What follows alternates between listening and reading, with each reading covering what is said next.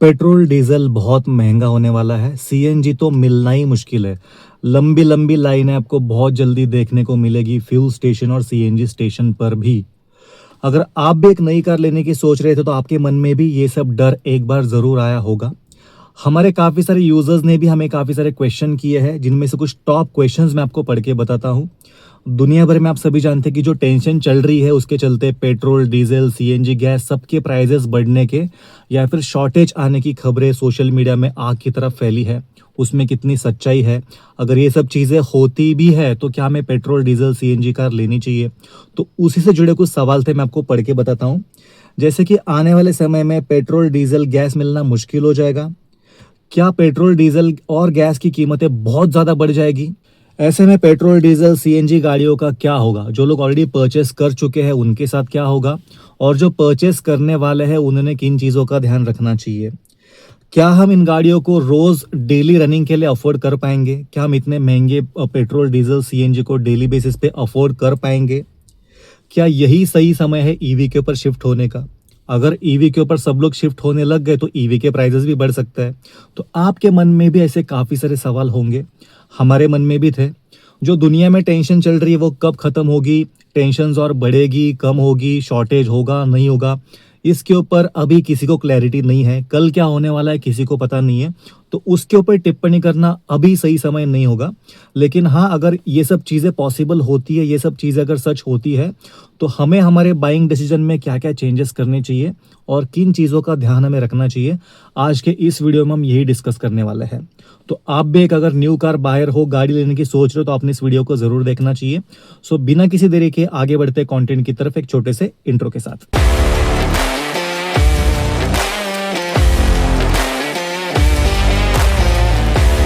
आगे बढ़ने से पहले एक छोटा सा अपडेट देना चाहूँगा। आप में से काफ़ी लोगों को ऑलरेडी पता ही है, जिन लोग को नहीं पता उनको मैं बता दूँ। हम free of cost consultation service provide करते हैं हमारे सारे सब्सक्राइबर्स को। अगर आप भी एक नई कार परचेस करने की सोच रहे हो लेकिन कंफ्यूज्ड हो कि आपके बजट में कौन सी गाड़ी सबसे बेस्ट है, तो आप अपना बजट, आपके प्राइमरी 3 रिक्वायरमेंट्स हमें कमेंट कर सकते हो।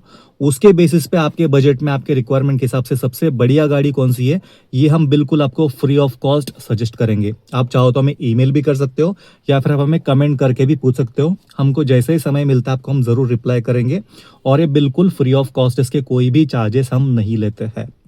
और आप सभी को पता होगा, हमें यूट्यूब से जो भी रेवेन्यू मिलता है उसको हम स्पेंड करते हैं गरीब बच्चों के एजुकेशन के लिए, उनके स्कूल बुक, स्कूल यूनिफॉर्म खरीदने में हम हेल्प करते हैं। साथ ही साथ जो सीनियर सिटीजन्स अपने मंथली मेडिसिन को अफोर्ड नहीं कर सकते हैं, हम उनके मंथली मेडिसिन के खर्चे को भी हमारे यूट्यूब अर्निंग से फुलफिल करने की कोशिश करते हैं। फिलहाल हम सिर्फ पुणे तक ही लिमिटेड है, लेकिन जैसे आपका सपोर्ट बढ़ेगा इसको हम अक्रॉस इंडिया भी एक्सटेंड करने का प्लान कर रहे हैं। इसके बदले में सिर्फ एक लाइक इस वीडियो को और सब्सक्राइब करने की आपसे गुजारिश करेंगे। इसके थ्रू जो भी हमें सपोर्ट मिलता है एक अच्छे कॉज के लिए जाने वाला है, जिसमें आप भी कंट्रीब्यूट कर सकते हो। तो आप में से बहुत सारे दोस्त वीडियो देखते हो, लाइक करते हो, कमेंट करते हो, लेकिन सब्सक्राइब करना भूल जाते हो। तो हाथ जोड़ के विनती है, प्लीज़ चैनल को सब्सक्राइब कीजिए। ये हमें भी मोटिवेट करेगा हमारे इनिशिएटिव को आगे बढ़ाने में और आपके लिए बढ़िया से बढ़िया कॉन्टेंट लाने में, और ऐसे ही फ्री ऑफ कॉस्ट सर्विसेज आगे भी आपके लाने में हमारे वीडियोज़ आपको हमेशा हेल्प करेंगे। सो बिना किसी देरी के सीधा आगे बढ़ते हैं कंटेंट की तरफ। तो वर्ल्ड वाइड काफ़ी सारा टेंशन चल रहा है, आप सभी को पता है। सप्लाई चेन कंप्लीटली टूट चुका है। और मैं सिर्फ इंडिया की बात नहीं कर रहा हूँ, वर्ल्ड वाइड हो सकता है कि ऑयल गैसेस के शॉर्टेज भी हो सकता है या फिर प्राइजेस भी बढ़ सकते हैं। कल क्या होगा किसी को पता नहीं। ये टेंशन कब तक चलेगी, कब खत्म होगी, आगे और बढ़ने वाली है, कम होने वाली है। प्राइजेस आगे और बढ़ सकते हैं, नॉर्मलाइज हो सकते हैं, स्टेबल हो सकता है, किसी को कुछ भी पता नहीं है। इसका अजम्पशन भी लगाया जा नहीं सकता है। और कल क्या होगा किसी को क्लैरिटी नहीं है। तो इसके चलते जो न्यू कार बायर्स है वो बहुत ज़्यादा कंफ्यूज्ड है। क्या हमें आज की डेट में पेट्रोल डीजल सीएनजी कार लेनी चाहिए? अगर हम 15, 20, 30 लाख की गाड़ी ले भी लेते हैं और आने वाले समय में अगर शॉर्टेज आता है, हमने गाड़ी तो परचेस की थी डेली बिजनेस पर्पज़ के लिए या फिर डेली ऑफिस जाने के लिए, ऐसे में अगर फ्यूल का ही शॉर्टेज होता है तो उस गाड़ी का क्या होगा? या फिर प्राइजेस सडनली इस लेवल तक बढ़ गए कि हम डेली उसको अफोर्ड ही नहीं कर सकते हैं, तो भी उन गाड़ियों का क्या होगा? हमारी ईएमआई तो हर महीने कटेगी, साथ ही साथ फ्यूल के प्राइजेस भी इतने बढ़ चुके हैं, तो ऐसे में बहुत ही मुश्किल हो सकती है एक new petrol diesel CNG car buyer को। तो इसी के चलते काफ़ी लोग हमें क्वेश्चन कर रहे हैं कि क्या हमें रुकना चाहिए, क्या हमें पेट्रोल डीजल गाड़ी लेना चाहिए या फिर हमें सीधा ईवी की तरफ बढ़ना चाहिए। तो हमने भी कुछ डिटेल्स यहाँ पे एनालाइज किए। जैसे कि हमने बताया कि कल क्या होगा किसी को पता नहीं, प्राइजेस बढ़ेंगे कि नहीं बढ़ेंगे हमें नहीं पता और आपको भी नहीं पता है। तो ऐसे में अज्यूम करके बैठना कि प्राइजेस बढ़ सकता है, शॉर्टेज आ सकती है, जिसके चलते आप एक अच्छी डील भी खो सकते हो। तो क्या हमें आज की डेट में पेट्रोल कार लेना चाहिए?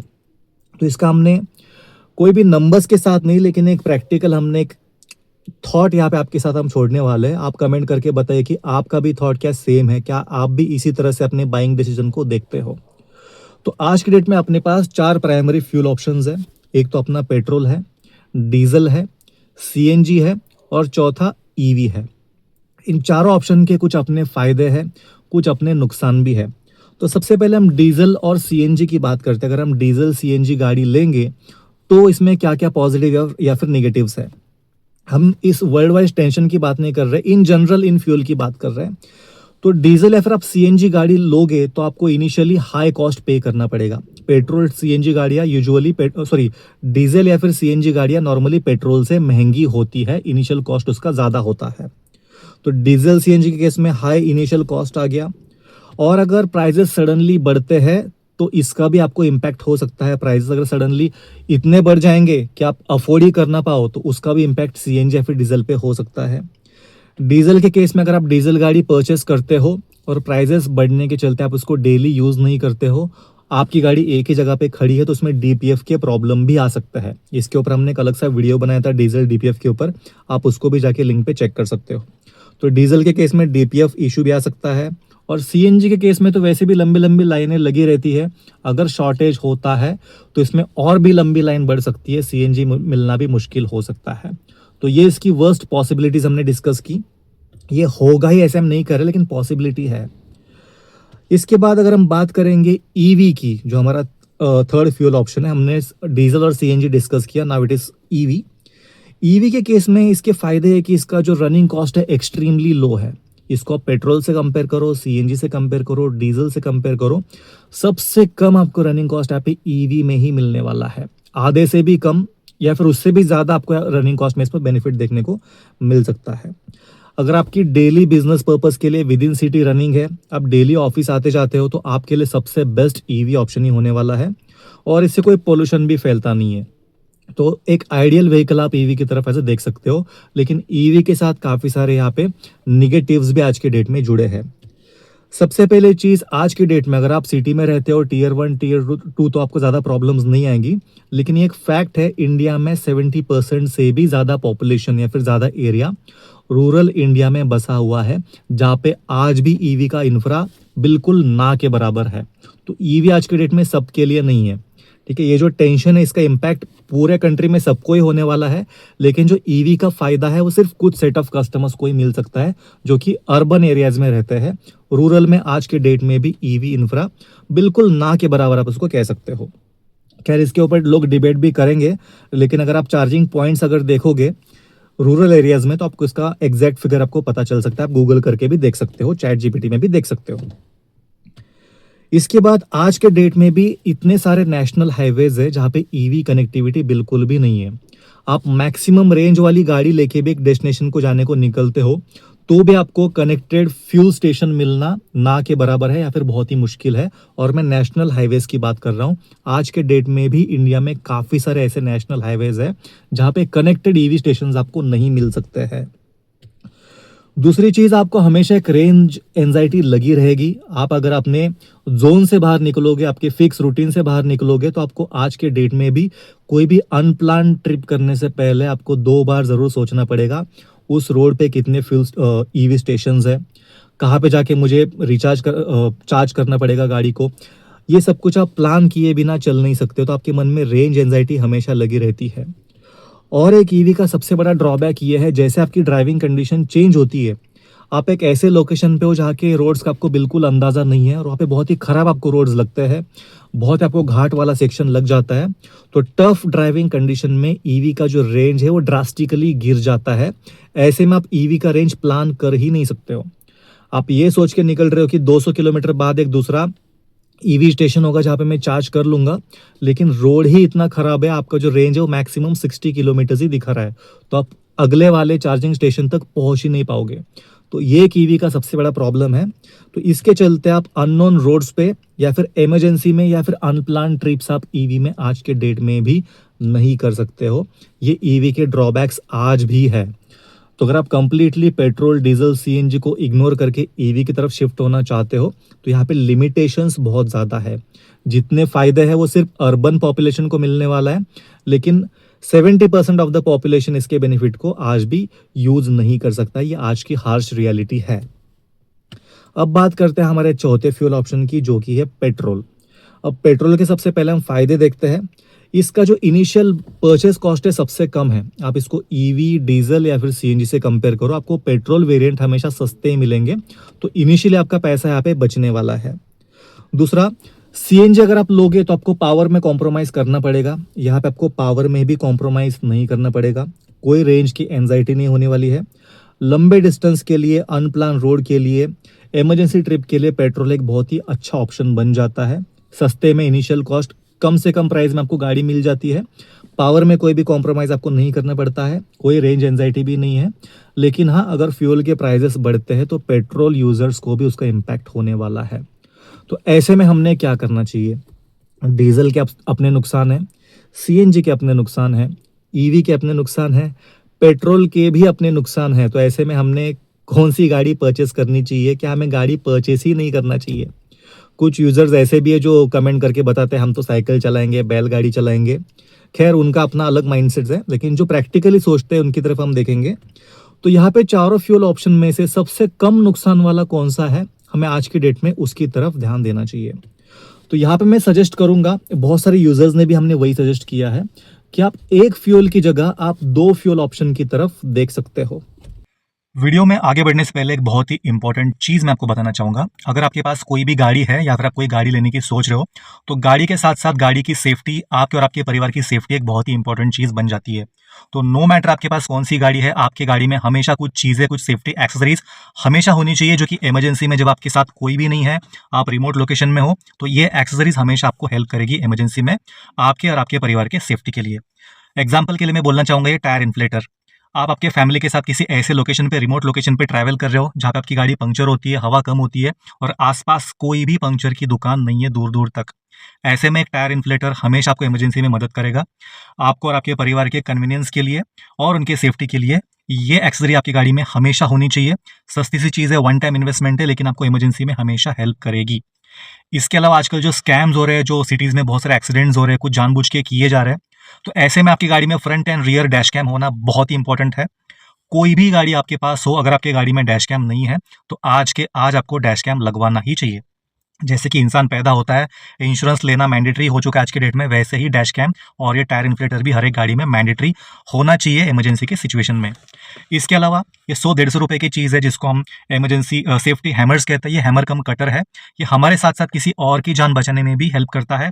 3-4 हैमर कम कटर आपकी गाड़ी में हमेशा होना चाहिए इमरजेंसी में, सीट बेल्ट को काटने के लिए और शीशे तोड़ने के लिए। ये बहुत ही यूजफुल किट और बहुत ही सस्ती सी भी चीज़ है। इसके अलावा आप कोई भी गाड़ी लेते हो, नई गाड़ी, तो नो डाउट आप बहुत कुछ एक्सेसरी भी एक्सप्लोर करते हो। सिर्फ गाड़ी लेना ही नहीं होता, गाड़ी की प्रॉपर केयर भी करना होता है, सेफ्टी का ध्यान रखना होता है, गाड़ी के लुक्स को एनहांस करना होता है। तो मेरे बहुत सारे भाई बहुत कुछ प्लेटफॉर्म पे कंफ्यूज है कि मैं गाड़ी के लिए क्या लूँ, क्या नहीं लूँ, कहाँ से परचेस करूँ, कौन सा प्रोडक्ट बेस्ट है। तो हमने आपके लिए लॉन्च किया है हमारा कारब्रो का स्टोर, जो कि आपको हमारे चैनल में जाने के बाद, ये जो स्टोर का ऑप्शन है वहाँ पे जाने के बाद हर एक कैटेगरी का हमने अलग टेबल बनाया है, जहाँ पे बॉडी केयर किट अलग है, इंटीरियर किट अलग है, जिसमें आपको वैक्यूम क्लीनर्स मिलेंगे, आपको गाड़ी की क्लीनिंग के लिए जो कुछ भी इसेंशियल्स है वो सब मिल जाएगी। एक्सटीरियर के लिए हमने अलग से यहाँ पे टेबल बनाया है।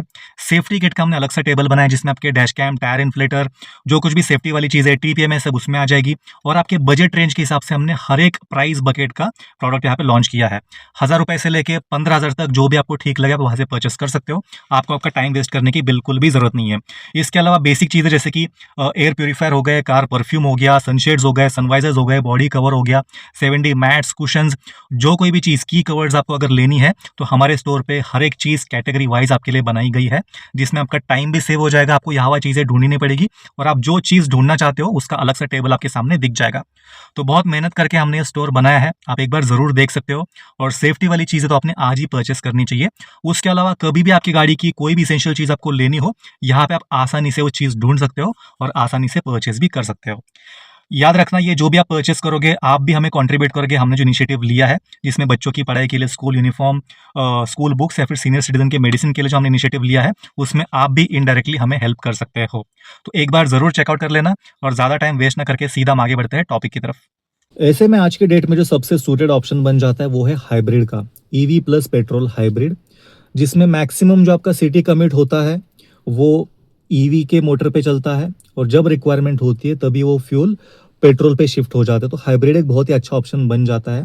लेकिन हाइब्रिड के साथ सबसे बड़ा प्रॉब्लम ये है, इसका जो इनिशियल परचेस कॉस्ट है बहुत ही ज़्यादा हाई होता है। इवन इसके रीसेल में भी अगर आप जाओगे तो गाड़ियाँ काफ़ी आपको महंगी मिलती है। तो ऐसे में आपके पास सबसे बेहतरीन ऑप्शन कौन सा होने वाला है वही हम डिस्कस करते हैं। तो हमने बहुत सारा कैलकुलेशन करके अलग अलग फ्यूल ऑप्शन के साथ में, अलग अलग वेरिएंट के साथ में, नई गाड़ी पुरानी गाड़ी का कॉम्बिनेशन बना के दो ऑप्शंस आपके लिए निकाले हैं। आप कमेंट करके ज़रूर बताना क्या ये ऑप्शन आपके हिसाब से सही ऑप्शंस बनेंगे आज की डेट में, क्या ये एक प्रैक्टिकल डिसीजन होगा। ये हमने कुछ कैलकुलेशन किए थे, उसमें हमें तो बेस्ट ऑप्शंस यही लगे। तो सबसे पहला ऑप्शन हम देखेंगे। पहला ऑप्शन देखने से पहले आपको एक चीज़ बताना चाहूँगा, अगर आप कोई भी एक नई गाड़ी लेते हो, नई गाड़ी लेके आप जैसे ही शोरूम से बाहर निकलते हो उसका 20% प्राइस वैसे भी घट जाता है। अगर आपने 10 लाख की गाड़ी ली है, आप शोरूम से रिबन वगैरह कटा के जैसे ही शोरूम के बाहर निकलते हो और आप गाड़ी बेचने जाते हो तो आपको उसका सिर्फ 8 लाख ही मिल सकता है, फिर उससे कम भी मिल सकता है। तो ये एक आपको इंटरेस्टिंग चीज़ ध्यान में रखनी है। उसी को लेके जुड़ा हमारा फर्स्ट ऑप्शन है। तो फर्स्ट ऑप्शन में हम ये कहते हैं कि आपको ब्रांड न्यू गाड़ी अगर लेनी है, जो मैकेनिकली जिसमें कोई भी फेलियर ना हो, नई गाड़ी का फील हो, वारंटी के बेनिफिट मिले, सर्विस के बेनिफिट मिले, ये सब चीज़ों में कॉम्प्रोमाइज़ किए भी ना अगर आपको कोई ऑप्शन चाहिए तो मैं आपको बताना चाहूँगा, आपने ऐसी गाड़ी की तरफ देखना चाहिए जो केवल मैक्सिमम 2 साल पुरानी हो और 10,000 के नीचे नीचे चली हो। और आपको ये गाड़ी सर्टिफाइड डीलर के थ्रू ही लेनी है, जहाँ पे सारे टेस्ट गाड़ी के होते हैं, सारे सर्विस रिकॉर्ड्स अवेलेबल होते हैं और ये ट्रस्टेड गाड़ी होती है। और आपको फर्स्ट ओनर गाड़ी ही लेनी है। तो सबसे पहला ऑप्शन, आपको एक ऐसी गाड़ी ढूंढनी है जो लेस देन 2 ईयर्स ओल्ड है, लेस देन 10,000 चली है। वैसे 2 साल के अंदर अंदर चली गाड़ी इसके अंदर ही किलोमीटर्स में होती है। सर्टिफाइड डीलर से ही लेना है और फर्स्ट ओनर ही होना चाहिए। इसमें आपको बेनिफिट क्या मिलता है सबसे पहले वो देख लेते हैं। ऐसे गाड़ियों में अभी भी 2.5 से 3 साल तक की स्टैंडर्ड वारंटी का बेनिफिट आपको मिल जाता है। गाड़ी अंडर वारंटी होती है। कुछ गाड़ियों में 3 साल मिलता है, 4 साल मिलता है, 5 साल मिलता है। तो जो कुछ भी है आपको ऑन एन एवरेज 2.5 से 3 साल की वारंटी का बेनिफिट इस गाड़ियों में भी मिलता है। तो 2.5 साल 3 साल कोई भी टेंशन लेने की ज़रूरत आपको नहीं होती है। दूसरी चीज़, क्योंकि ये गाड़ियाँ एज गुड एज न्यू है, वारंटी में है, मैक्सिमम 2 साल ही गाड़ी को हुआ है, तो ऐसे में गाड़ी में कोई भी मैकेनिकल फेलियर्स भी नहीं होते हैं। तीसरी चीज़, जो न्यू गाड़ी का फील है वो अभी भी मेंटेन रहता है। गाड़ी 1-2 साल में इतनी ख़राब भी नहीं होती है और आप सर्टिफाइड गाड़ी ले रहे हो तो उसमें वैसे भी नई गाड़ी का आपको फील मिलने ही वाला है। चौथा बेनिफिट है इसके टायर और बैटरी का लाइफ भी आपको अच्छा खासा मिल जाता है। अब कुछ लोग कहेंगे कि 5 साल पुरानी गाड़ी लो, 6 साल पुरानी गाड़ी लो, काफ़ी सस्ते में मिलेगी। उसमें सबसे पहले आपको वारंटी का बेनिफिट नहीं मिलेगा। उसके टायर की लाइफ ऑलमोस्ट ख़त्म हो गई होती है, आपको नया टायर डलवाना ही पड़ता है पूरे सेट। बैटरी आपको शायद से रिप्लेस करनी पड़ सकती है, बैटरी की भी लाइफ ऑलमोस्ट यूटिलाइज हो चुकी होती है। न्यू गाड़ी का फील नहीं आता है और 5 साल पुरानी गाड़ियों में क्योंकि वारंटी भी नहीं होती है, अगर कोई मैकेनिकल फेलियर आ भी जाता है तो बड़ा खर्चा आपको करना पड़ सकता है। तो ऐसे में प्रैक्टिकल अगर आप सोचो तो ऐसी कोई भी गाड़ी जो 2 साल के अंदर अंदर हो, या फिर अगर आप बहुत ही लकी हो तो आपको 5-6 महीने पुरानी गाड़ी अगर मिल जाती है तो आपको सीधा 20-25% का प्राइस बेनिफिट यहाँ पे मिल जाता है और गाड़ी पूरी की पूरी नहीं होती है। सिर्फ एक ही ड्रॉबैक है, आरसी में आप एज अ सेकेंड ओनर दिखोगे, लेकिन बाकी के सारे बेनिफिट आपको यहाँ पे मिल जाता है। अगर आप प्रैक्टिकली दिमाग से सोचोगे तो सबसे बढ़िया गाड़ियों के मामले में बाइंग डिसीजन यही होता है कि आप 2 साल के पहले पहले की गाड़ी परचेस कर लो। आपको सारे बेनिफिट भी मिलते हैं और आपको गाड़ी भी काफ़ी सस्ते में नई गाड़ी मिल जाती है। कंपेयर करने के लिए हमने यहाँ पे Hyundai क्रेटा का SX 1.5 टेक पेट्रोल वेरिएंट लिया है, जिसकी नई गाड़ी की प्राइस है ऑन रोड 18,74,000 रुपीज़, 18,74,000 इसकी प्राइस है। अगर आप 2025 की गाड़ी लेते हो लगभग 1 साल के अंदर अंदर की, तो आपको सेम गाड़ी मिल जाती है 15.90 लैक्स में। 16 लाख के अंदर अंदर आपको 1 साल के अंदर अंदर चली गाड़ी आपको मिल जाती है। वही अगर आप 2024 ईयर की गाड़ी लेते हो 2 साल के अंदर अंदर की, तो आपको लगभग 14 लाख में वही गाड़ी मिल जाती है। इसमें मैं सेविंग की बात करूं, अगर आप 2025 की गाड़ी लोगे तो आपको लगभग 3 लाख की सेविंग होगी, और अगर आप 2024 की गाड़ी लोगे तो आपको लगभग 5 लाख की सेविंग हो जाएगी। और एक एग्जांपल लेते हैं, स्कोडा स्लाविया, क्योंकि मैं स्लाविया चला तो इसलिए मैंने स्लाविया का भी प्राइस यहाँ पे डाल दिया। 1.5 प्रेस्टीज डीएसजी, जिसका आज के डेट में प्राइस है 21.5 लाख का, अगर मैं 2025 की स्लाविया लेता हूँ आज की डेट में तो मुझे 18 लाख में मिल जाएगी वही नई स्लाविया 2025 की, एक साल के अंदर अंदर की। अगर मैं 2024 की लेता हूँ तो मुझे 16 लाख में ये गाड़ी मिल जाएगी। सेविंग की बात करो, 2025 की गाड़ी में 3.5 लाख की सेविंग हो रही है, और 2024 की गाड़ी में 5.5 लाख की सेविंग हो रही है। तो ये जो मैंने ऑन एन एवरेज 5 लाख रुपए बचाया है, इसमें मैं और अगर 3-3.5 लाख रुपए डाल देता हूँ एक्स्ट्रा, जो कि मैं वैसे भी नई गाड़ी के ऊपर डालने वाला था, तो मुझे यहाँ पे एक ब्रांड न्यू टाटा टियागो भी मिल सकती है। तो ऐसे में मेरे पास 2 गाड़ियाँ हो गई, एक तो 2 साल या फिर 1 साल के अंदर अंदर अंदर चली क्रेटा या फिर स्लाविया, और साथ में मेरे पास एक सेकेंडरी ब्रांड न्यू व्हीकल भी हो गई जो कि ये टाटा की टियागो। तो ऐसे में जो मेरा डेली का बिजनेस पर्पस के लिए रनिंग है, जो मेरा ऑफिस आने जाने वाला जो रनिंग है, वो पूरा का पूरा मैं ईवी से करूँगा। Running cost as good as no के बराबर होता है। चार्जिंग स्टेशन मुझे ऑफिस में, घर में, हर जगह होता है। तो मेरे पास एक पेट्रोल और एक ईवी, दोनों गाड़ियाँ भी हो गई। कल जाके पेट्रोल के प्राइजेस बढ़ते भी है, मैं पेट्रोल की रनिंग कम कर दूंगा। जब भी कोई अनप्लान ट्रिप हो, अननोन रोड्स पे ट्रैवल करने हो, या फिर मुझे लॉन्ग डिस्टेंस ट्रैवल करना हो, तभी मैं पेट्रोल गाड़ी को यूज़ करूंगा। अदरवाइज जो मेरी डेली ट्रैवलिंग रिक्वायरमेंट है, ऐसे में मैं ईवी लेके चलूंगा। तो मेरे पास एक अच्छे कंडीशन की पेट्रोल गाड़ी जो कि एज गुड एज न्यू है, और मेरे पास एक ईवी, दोनों लगभग उतने प्राइस में मिल जाएगी जितने प्राइस में मैं एक नई गाड़ी लेने वाला था। स्लाइटली 2-2.5 लाख रुपए एक्स्ट्रा डालने पड़ गए, लेकिन वो पूरा कंपनसेट हो जाएगा मेरे डेली रनिंग कॉस्ट में। तो ये एक ऑप्शन था। अब 2 साल के अंदर अंदर चलिए एक पुरानी गाड़ी ले लो पेट्रोल की, और आप एक ब्रांड न्यू ईवी ले लो। ये हो गया पहला ऑप्शन। अब हम देखेंगे दूसरे ऑप्शन की तरफ। अब कुछ लोग ऐसे भी है कि जिनको पुरानी गाड़ी बिल्कुल पसंद नहीं होती है, उनको रुतबा चाहिए, उनको रिबन कटाना है, उनको नई गाड़ी ही चाहिए। तो ऐसे लोगों के लिए हमने एक सेकंड ऑप्शन निकाला है, जिसमें आप न्यू कार ही परचेस करोगे, रिबन वगैरह कटा के आप गाड़ी शोरूम से घर लाओगे, रुतबे में कोई कमी नहीं होगी। यहाँ पे आपको थोड़ा सा ट्वीक करना है। हमने पहले इसमें देखा कि न्यू कार वर्सेस शोरूम के बाहर निकलने के बाद प्राइस में कितना डिफरेंस होता है।